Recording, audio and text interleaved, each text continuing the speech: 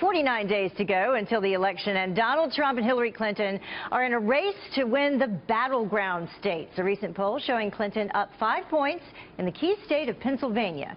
So what is at stake in the Keystone State? Here to help us break it all down is the president of Rasmussen Media Group, Scott Rasmussen. Thank you so much for joining us. Always good to see you. Yeah, but next week we're doing it on Monday, so let's confuse everybody. So we'll talk about that later. There's a reason for that. I think that something's coming up. Yeah, something's going on. All right, so let's talk about Pennsylvania. Well, look, first we have to put it all into context. We talk about these battleground states.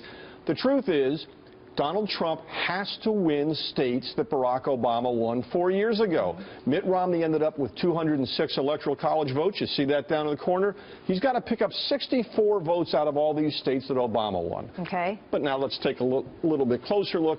You know, California, Washington, these states are not going to go for any Republican. So there's 131 electoral college votes that are potentially up for grabs in the battleground states that Obama won 4 years ago. So it's all about the numbers. It's all about the numbers. We were discussing earlier, Virginia seemed to be key the last time around for President Obama, but this time it seems to be Pennsylvania. That's right, and the reason is that if you look at this number, there's 131 of these votes up for grabs.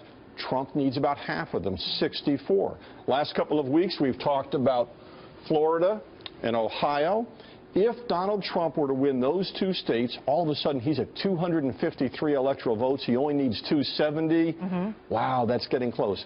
But of all these remaining states, there's only one that all by itself can put him over the top, and that's Pennsylvania. So that would be the quickest path, but not necessarily the only path. Not the only path, and let's face it, this is a tough path. Democrats have won Pennsylvania for the last 6 elections.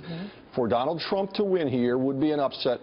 You know, again, we're assuming the race remains close. There is that debate next Monday night. There were the attacks this past weekend.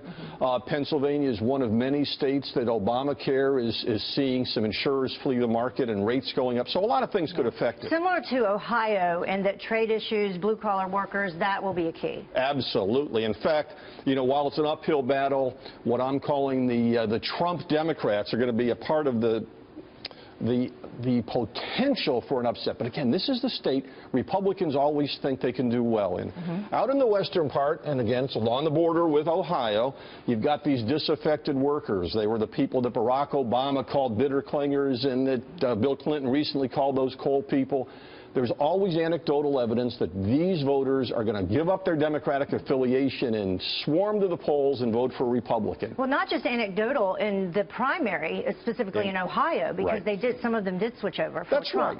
But will they actually do it in big enough numbers? Will you see a surge in turnout in this area? Will you see Donald Trump do better than the 57% of the white vote that Mitt Romney got? The other area, down here around Philadelphia.